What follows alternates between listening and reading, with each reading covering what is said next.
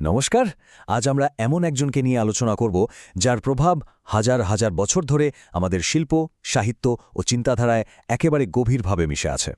তিনি হলেন অ্যারিস্টটল, প্লেটোর বিখ্যাত শিষ্য, এবং আলেকজান্ডার দ্য গ্রেটের এই মহান শিক্ষক আমাদের জন্য রেখে গেছেন নাট্যতত্ত্বের প্রাচীনতম টিকে থাকা কাজ, পোয়েটিক্স বা কাব্যতত্ত্ব। আজকের এই বিশ্লেষণে আমরা দেখব এই প্রাচীন রূপরেখার উপর ভিত্তি করে কিভাবে একটি নিখুঁত গল্প বা ট্র্যাজেডি তৈরি হয়। চলুন শুরু করা যাক। শুরুতেই খুব মজার একটা প্রশ্ন দিয়ে ভাবা যাক, মানুষ কেন মঞ্চে বা পর্দায় অন্য মানুষের মর্মান্তিক পরিণতি বা ট্র্যাজিক দুঃখ কষ্ট দেখে আনন্দ পায়?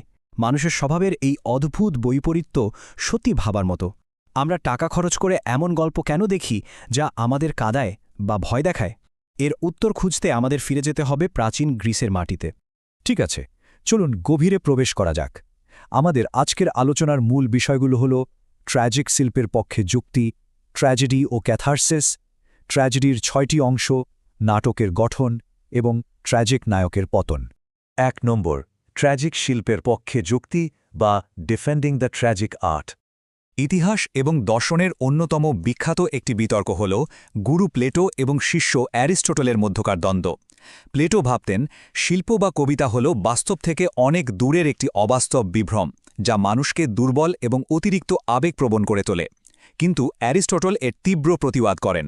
তিনি বলেন কবিতা হল মাইমেসিস, ইংরেজিতে যাকে বলে ইমিটেশন বা অনুকরণ। এটি কোনো ক্ষতিকর বিভ্রম নয়, বরং এটি মানুষের একদম স্বাভাবিক প্রবৃত্তি, যা আমাদের জীবনের অপরিহার্য বাস্তবতার দিকে নিয়ে যায়। অ্যারিস্টটলের মতে কবিতা সমাজকে মোটেও দুর্বল করে না। শিল্প বা কবিতার মূল উদ্দেশ্যই হল আনন্দ দেওয়া, আর এই আনন্দ কোনো সস্তা বিনোদন নয়। এটি পরোক্ষভাবে নাগরিক নৈতিকতা বা সিভিক মোরালিটি শিক্ষা দেয়। দর্শন এবং কবিতার কাজ আসলে একই। তারা মানুষকে পথভ্রষ্ট করে না, বরং মনকে আরও উন্নত ও পরিশীলিত করে তোলে। এবার আসি ২ নম্বরে, ট্র্যাজেডি এবং ক্যাথারসিসের সংজ্ঞা। অ্যারিস্টটলের পোয়েটিক্সের প্রধান মনোযোগ ছিল ট্র্যাজেডির ওপর। এই যুগান্তকারী সংজ্ঞাটি একটু বিশ্লেষণ করলে দেখা যায় ট্র্যাজেডি শুধু একটা দুঃখের গল্প নয়, এটি এমন একটি কাজের অনুকরণ বা মাইমেসিস যা অত্যন্ত সিরিয়াস, সম্পূর্ণ এবং যার একটি নির্দিষ্ট ব্যাপ্তি রয়েছে। কাহিনীটিকে দর্শকের মনের গভীরে প্রবল আবেগ সৃষ্টি করতে পারতে হবে। আর এখানেই আসে সবচেয়ে গুরুত্বপূর্ণ কনসেপ্ট, ক্যাথারসিস, বাংলায় যাকে বলা হয় পরিশোধন বা ভাবশুদ্ধি। মঞ্চে যখন প্রধান চরিত্রের মর্মান্তিক পরিণতি ঘটে, তখন তা দেখে আমাদের মনে করুণা, পিটি এবং ভীতি, ফিয়ার জাগ্রত হয়। এই তীব্র ইমোশনাল রোলার কোস্টারের ভেতর দিয়ে যাওয়ার ফলে আমাদের মনের জমে থাকা নেতিবাচক আবেগগুলো একেবারে ধুয়ে মুছে সাফ হয়ে যায়। এই ইমোশনাল রিলিজ বা ক্যাথারসিসের মাধ্যমেই কিন্তু প্রেক্ষাগৃহ থেকে বের হওয়ার পর মনটা অনেক হালকা আর পরিশুদ্ধ লাগে। ৩ নম্বর পয়েন্ট, ট্র্যাজেডির 6টি অংশ বা দ্য 6 পার্টস অফ ট্র্যাজেডি। একটি সফল নাটক তৈরি করতে 6টি অপরিহার্য বিল্ডিং ব্লক লাগে।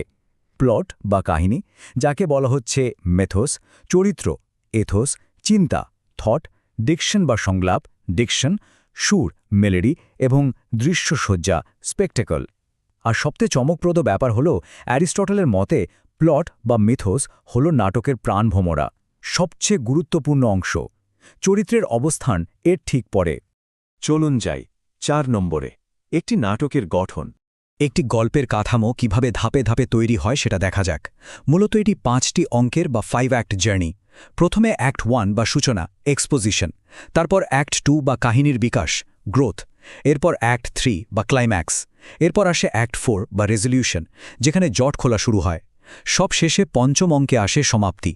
ট্র্যাজেডিতে এই শেষ অঙ্কটিকে বিশেষভাবে বলা হয় ক্যাটাস্ট্রফি বা বিপর্যয়, আর কমেডির ক্ষেত্রে একে বলা হয় ডিনোমেন্ট বা শুভ সমাপ্তি।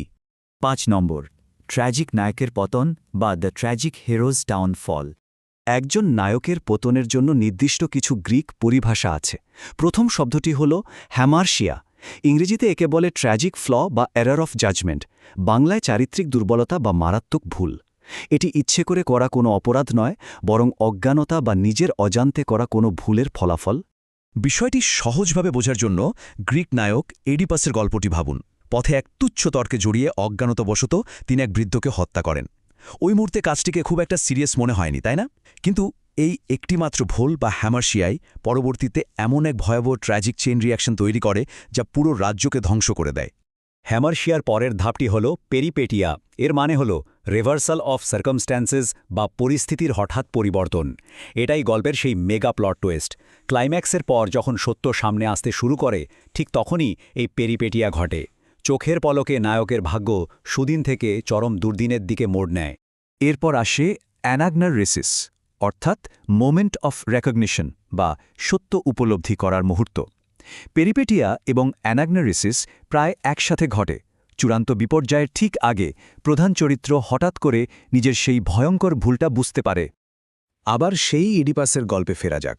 ভাবুন তো সেই মুহূর্তের কথা, যখন ইডিপাস আবিষ্কার করেন যে পথে তিনি যে বৃদ্ধকে হত্যা করেছিলেন তিনি আসলে তার নিজের পিতা, এবং যাকে তিনি বিবাহ করেছেন তিনি তার নিজের জন্মদাত্রী মাতা। এই যে ভয়াবহ সত্য আবিষ্কারের মুহূর্ত, এটাই অ্যানাগনোরেসিস। এই চরম মানসিক ধাক্কাই দর্শকের মনে সেই প্রবল ক্যাথারসিস তৈরি করে। আলোচনার একদম শেষে অ্যারিস্টটলের তৈরি করা আরেকটি দারুণ শব্দের কথা বলতে হয়। শব্দটি হল এন্টেলেকি। এর মানে হল এমন কোনো সম্ভাবনা যা ঠিক আমাদের চোখের সামনে বাস্তবে রূপ নিচ্ছে, অর্থাৎ স্ক্রিপ্টের কাগজে থাকা সুপ্ত সম্ভাবনা যখন মঞ্চে বা পর্দায় জীবন্ত হয়ে ওঠে তখন সেটি এন্টেলেকি অর্জন করে। আজকের বিশ্লেষণ শেষ করার আগে একটা চিন্তার খোরাক রেখে যেতে চাই।